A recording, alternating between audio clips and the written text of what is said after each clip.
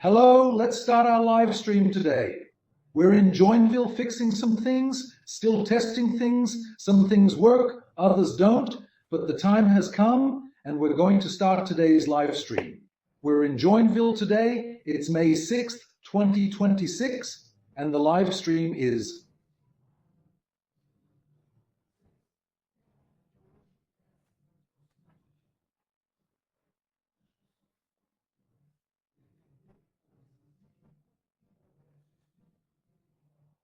This is today's live stream. So what I'm saying is defending things that are for the rich impoverishes the spirit and limits the soul. Look, actually, I was going to tell you something even stronger than that. I was going to tell you that it disturbs the soul.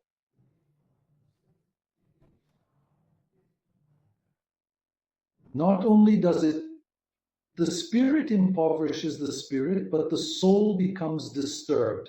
And that's today's live stream, okay? So we have our idea to show you why defending things for the rich impoverishes the spirit.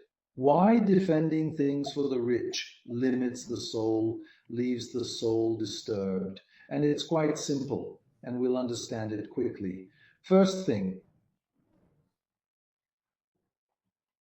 when we had this Portuguese invasion of Brazil, we had a very different understanding. The religious sentiment in Europe, basically Catholicism, allowed these invaders, the Portuguese, the Spanish, and also the English, to come, and the original inhabitants were considered savages, soulless.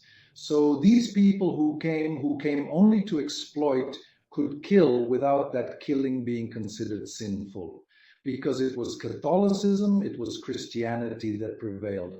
So what happened? At that moment, the people who came and invaded to Cuba,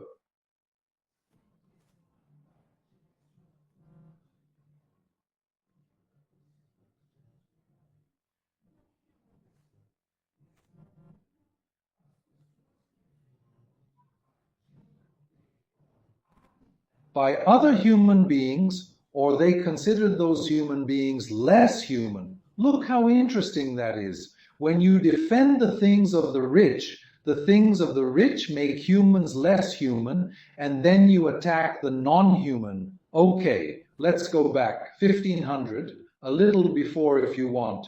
An invader comes, looks at humans, and treats them as savages. Then genocide. Kills a huge number, and this killing is killing without being a sin, because even the church said that. Look, they don't have souls. And now I'm telling you that defending the things of the rich limits your soul.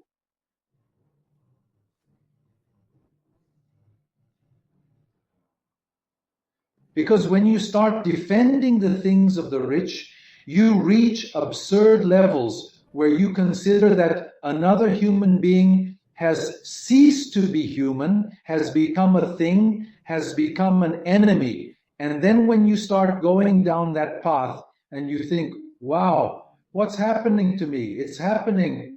You've entered the narrative of those who control a large part of the state.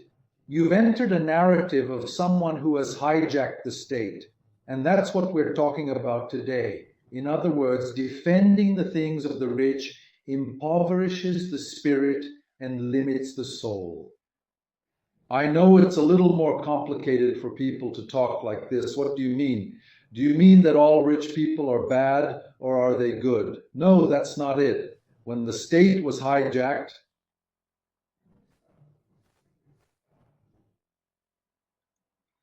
how can the state be hijacked by a group of people?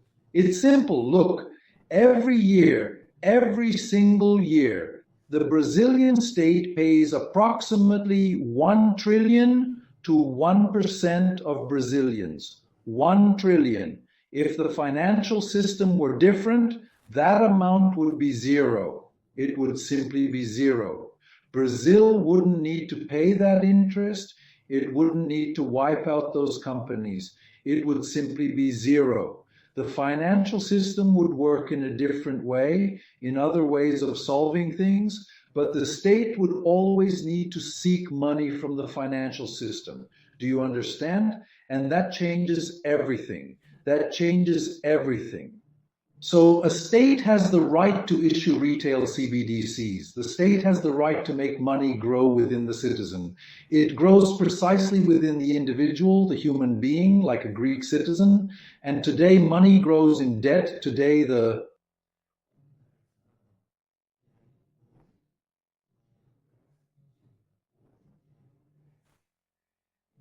money is leveraged in this fund of a fund of a fund that leverages this fund and maintains another fund. And at the bottom, 1% of the people there aren't even named because the fund also has a secret and doesn't show who's in it. The fund I'm talking about is investment funds. It's a financial system of leverage, of things that become extremely abstract. Oh, I can't understand the financial world. I can't understand these things. Why can't you understand? Because the financial system has a desire to create a lot of rules that nobody understands. Perhaps I spoke to the philosopher, speaking very intelligently. The boy was very intelligent. And he said to me, Jackson, it took me 2 years to understand the financial system. It doesn't need to take that long. It's not understandable because it's false, because it's strayed from human materiality, because it's become a subjective speculation of something. Money, which used to be born in Moa, used to be like that, a feather. If I were here, no, a pencil, a feather. The feather was initially a way to exchange money. So I would go with the feather and exchange a feather for a piece of fruit, or a piece of fruit or salt. I go there, grab a handful of salt and exchange it for some rice, an apple, something. Okay, so I had either a feather or salt, and if I took that little packet of salt and divided it into several parts, it would still be salt. In a million parts, it would still be salt. It's a feather, a little piece of a feather. If I divide it, it was a piece of a feather, it would still be a feather. Okay, money changed, capitalism changed its style and way of being, until capitalism started creating something that is paper, but paper with backing, paper backed by gold. So this paper, look, you can move around with this paper. If you have any problems with this paper, look, I came here and I'll give you the gold. So many grams of gold. The paper was worth something. So it was a paper with backing. Then, over time, the paper became somewhat unbacked. And now, even with the digital medium, the paper has a number in the digital medium. It became a PIX. Before it was paper that had gold backing, now it's unbacked. Now PIX, you don't cut out a PIX. PIX is the point on the computer screen. It became a number, it became a code. Money has left the material world. It's outside of it. And this money outside of materiality is being leveraged outside of materiality, outside of the real world, outside the river, outside the forest, outside your body. Money is being leveraged and it grows in certain environments and is leveraged in certain environments of interest rates, I don't know what, investment, derivatives, and all that huge stuff. And it keeps growing and growing like yeast, but in abstraction. Under the rules of the financial system itself, rules that don't involve humans, that don't involve territory, that don't involve the planet. And if it doesn't involve the planet, it's out of reach. If it's out of reach, it's something for the rich. Rich who? For those living in this abstraction, it's something for the rich. And sometimes you start defending yourself against these things. Why do we fall for these things of the rich? Because when I say these things of the rich I'm talking about are the owners of the media, the owners of social networks, the owners of Google, the owners of Facebook, the owners of the internet. The richest people, they simply control the information that comes to you. In Brazil, newspapers and television control the information. So the information that comes to you, you will take it and you will perceive the information. When you perceive the information, time passes with this perception, and this perception develops certain feelings within you. This time, this information that comes, who sent this information? Why am I reading this? Why was my attention hijacked for this? Attention is hijacked in exactly 200 milliseconds, close to that. Milliseconds. Your attention went here. You're on your phone, look how cool. Look at the video, look how cool. And look how cool. Your finger is in a system of compulsion. You're constantly going through a feed that has no end, and your time has an end, your life has an end. You're leaving, but this feed will continue. So your attention span is a greater resource. But this attention span introduces narratives. Okay, I'm going to delve a little into politics, which is good because it's interesting to bring politics out and then back in. Politics, which I'm talking about, is also a very interesting thing. In a way, these things about the rich have placed politics in left and right. Politics isn't like that. Once I went to my brother and said, I don't understand what politics is. I told him, understand this. If you have a cell in the place where you are receiving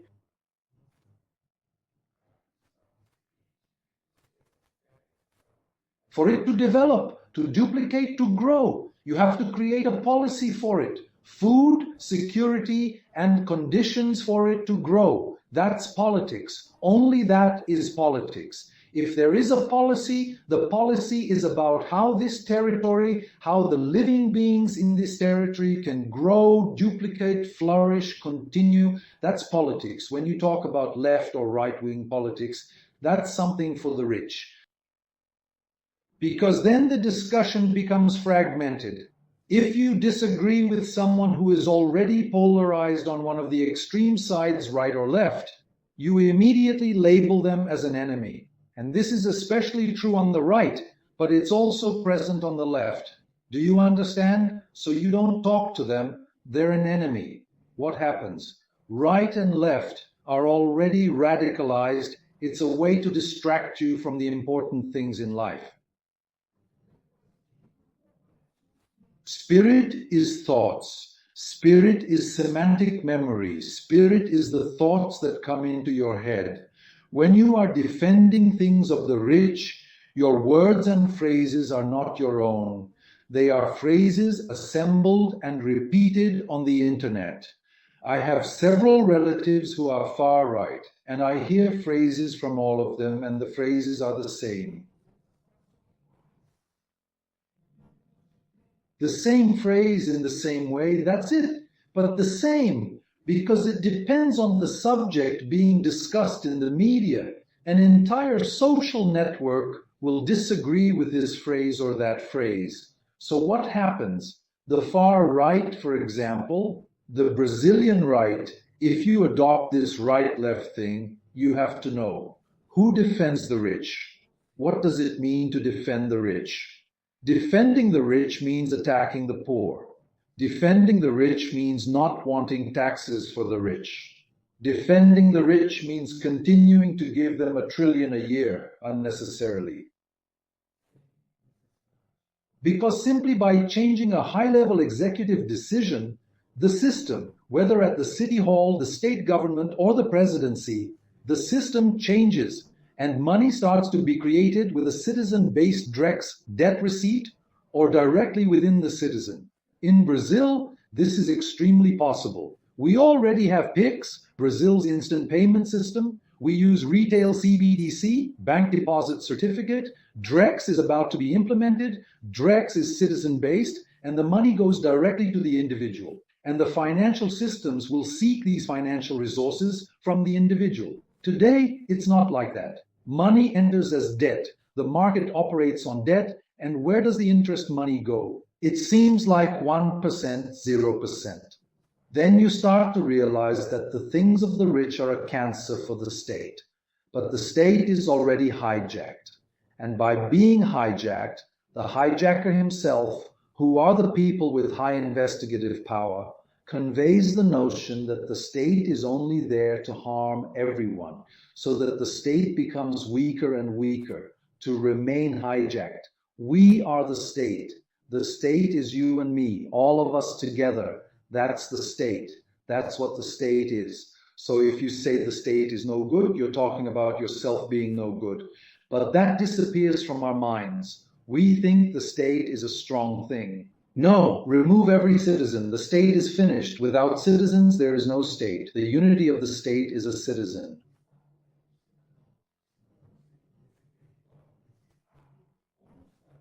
If this state has no citizens, it has ceased to be a state.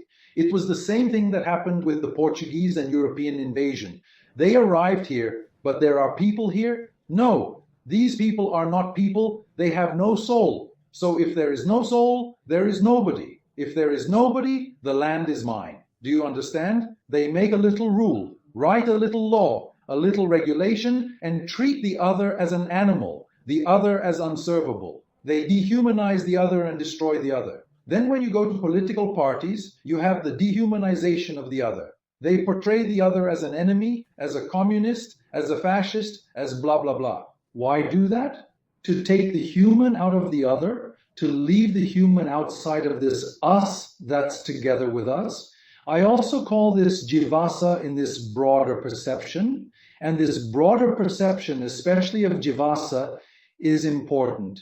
Because jivasa is when you're in a group and suddenly you realize you belong in the group, you have your own identity within the group.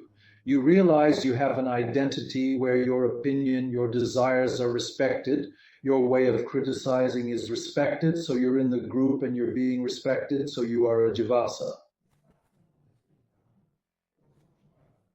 And this group is like this. Every now and then you're leading, every now and then you're being let go. Nobody really knows who the leader is because it's a cohesive group. It's like flocks of birds flying, like cartoons. They move back and forth. That's jivasa. Jivasa is when you find yourself in a group, but you haven't let your identity out. You don't belong to the group.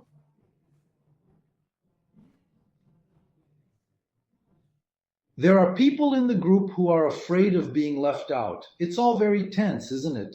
I have to be part of this group. Yes, but this group destroys you. This group doesn't allow you to think differently. You know what that means? The group doesn't accept you as you are and doesn't allow you to think differently. So you have to adapt to the group's rules, the group's behavior, the group's desires. So now the shirt is green, the cap is red, the shoes are black, the badge and so on. Everyone has to have it, otherwise you're not part of the group. So you have a group leader who increases consumption and who benefits from that. There's always someone being benefited. So you have to be aware and have that critical thinking. Critical thinking is being able to criticize yourself and your actions. A metacognition based on the decisions the group is making, whether it's right or wrong. Is it really right? Is it really wrong? Or are they simply following narratives or another narrative? How many times have I talked to people who are radicalized in certain groups and I say, hold on, you said 3 things. 2 are lies. That's why I don't like talking to you. Look, but you said 2 things. 2 are lies. How do you expect the 3rd is true? And you're concluding the 4th and 5th? Hold on. 2 are lies. There's no proof, none, and it's a lie. How do you expect to evolve based on that? You're defending things for the rich. You're not even defending your own personal well-being. You're defending rich people's stuff.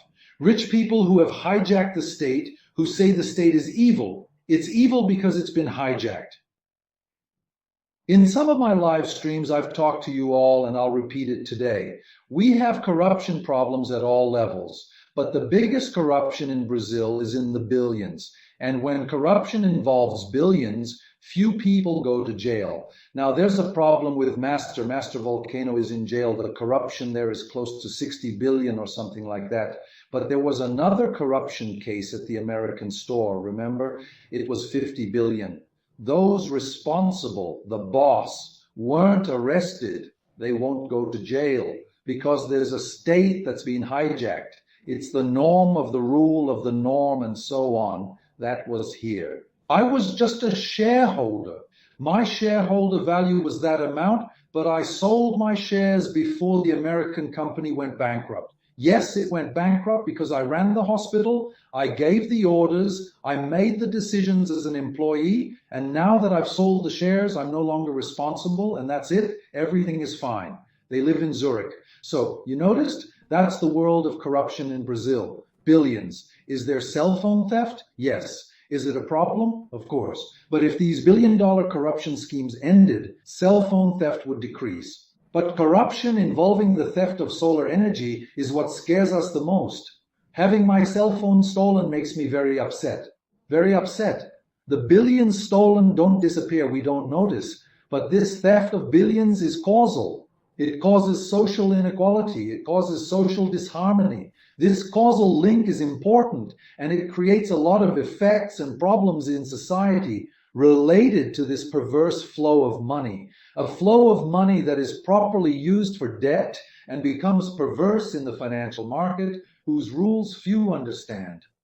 Because the rules fluctuate to benefit this one or that one. The rules aren't clear, they're difficult, and they have their political avatars to maintain and change the rules from time to time, to fluctuate here or there, to win here or there. So that's important. Why does the rich man's way of thinking impoverish the spirit? Because your way of thinking becomes restricted. Your sentences are ready-made sentences. Your ideas are ready-made ideas. Once I spoke with a friend of mine, I said, okay, let's talk. Let's talk about whatever subject you want, in whatever depth you want. Then he said 2 or 3 sentences to me. I said, that sentence isn't yours, it's copied. What does that sentence mean? He repeated the sentence again.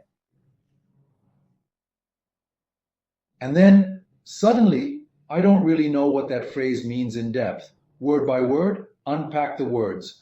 God, country, and family. What does God mean? Does it mean country? Does it mean family? I unpacked word by word. I looked at the phrase. Let's talk about it. What is that to you? God to you. What is God? No, God is God. Okay? Look, there are various types of God. There's the God of Israel, there in Israel, who doesn't accept Jesus Christ, for example. And there isn't one there. There are gods from other places. I, for example, have a definition of God with a lowercase g, which it's all the selves together, all the selves, regardless of whether you have multiple selves. So I put God with a lowercase g, right, which is yourselves. But yourself also united the selves of another to create a jivasa, to create this God.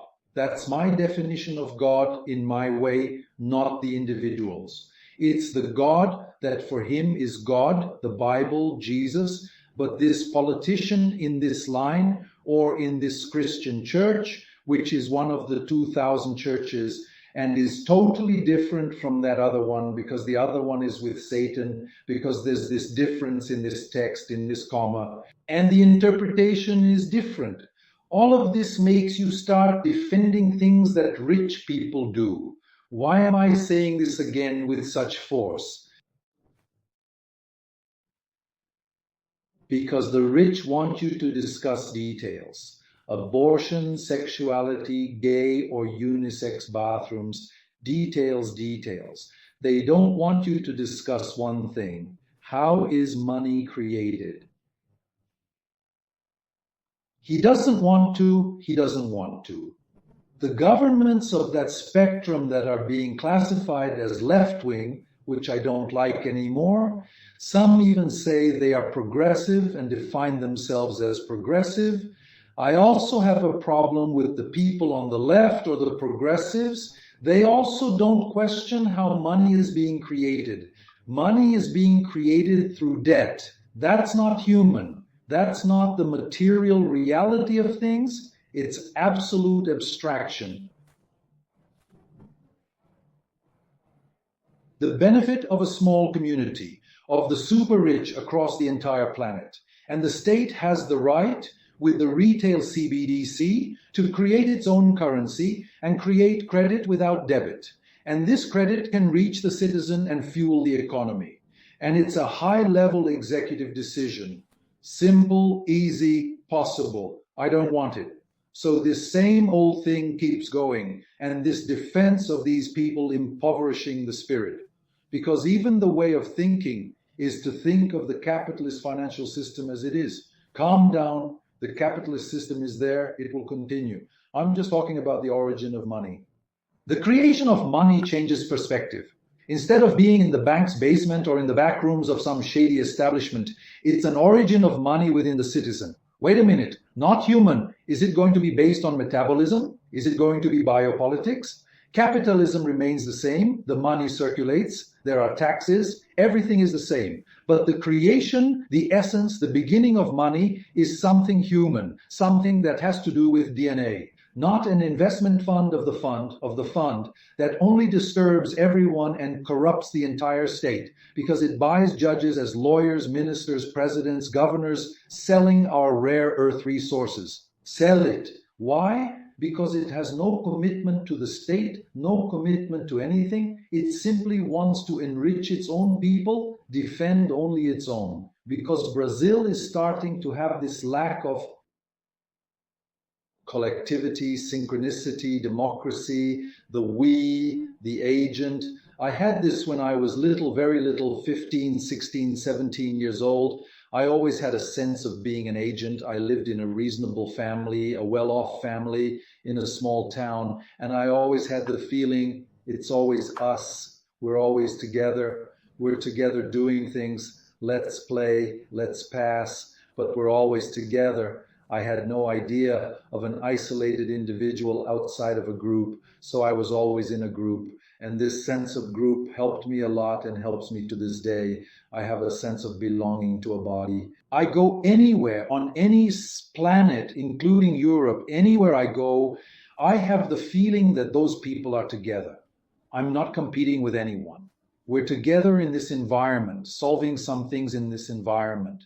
This feeling of being together is what gives the feeling of democracy.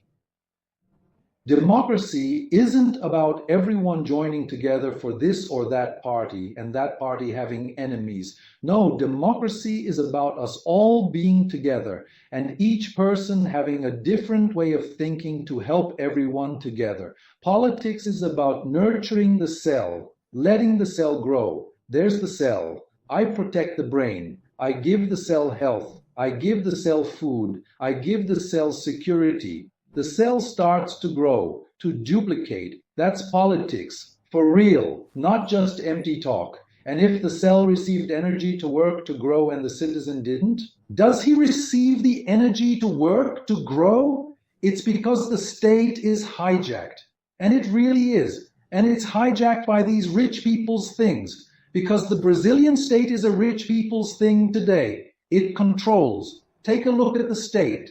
Prosecutors, social level, judges, social level. Look at the congressmen. Most of them are millionaires. So, you notice that corruption is such a big natural thing because it's been bought. But where is the money coming from? This is a causal issue.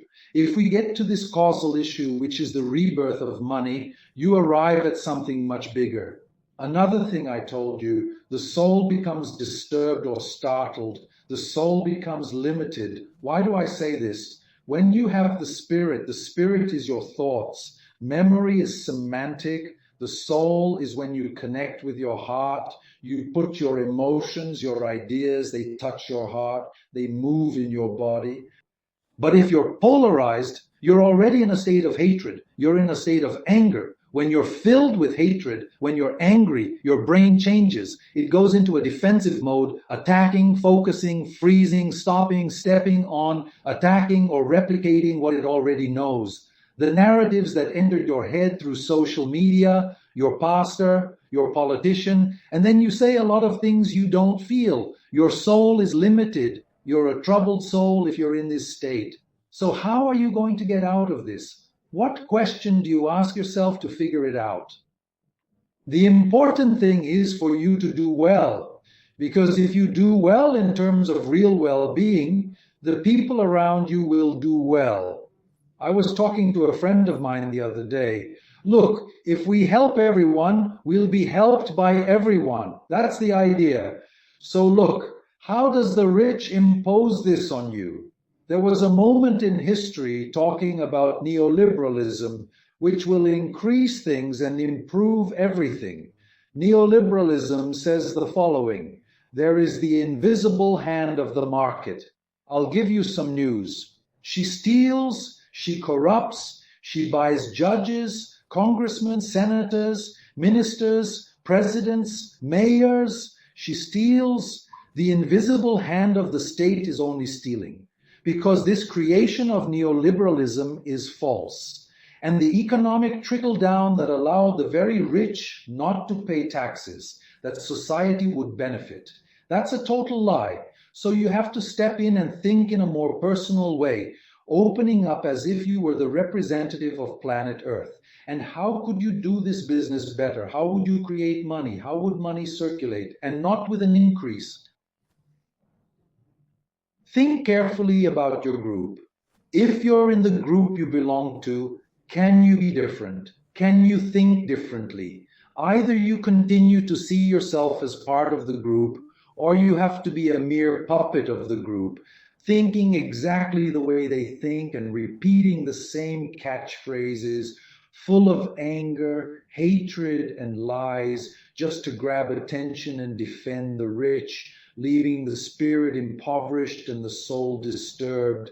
People, get out of this. Let's think. Take a deep breath, relax. Look at nature, drink a glass of water, go for a walk. Let's think about things. Yours and that of those around you. And not just around you in your city, but throughout Brazil, across the entire planet. Well-being for all. A more pleasant, nobler planet, with clean water, without pollution, with plenty of greenery, plenty of green spaces. That's what I wanted to leave you with. A big hug. Until next Wednesday.